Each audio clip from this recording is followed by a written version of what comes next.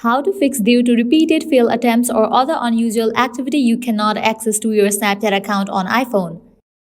Let's get started. The very first thing you want to do is open your settings. Open the option General. Head towards the option of VPN and device management. Open it.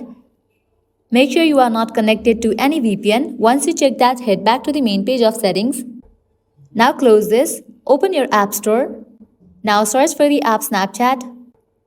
After app appears, if you find the option of update over here, just click on it and update your Snapchat to its latest version.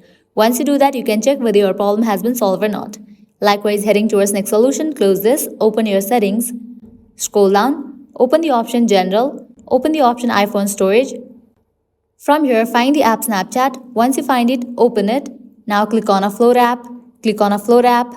Now click on Reinstall app.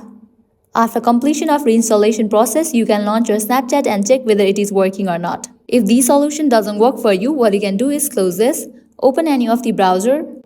Now type in Snapchat support and search for it. Now open this website option, Snapchat support. Now scroll down, click on this option of contact us. Submit a request. What can we help you with? Select the option I cannot access my account. Scroll down, click on the option I think my account was compromised.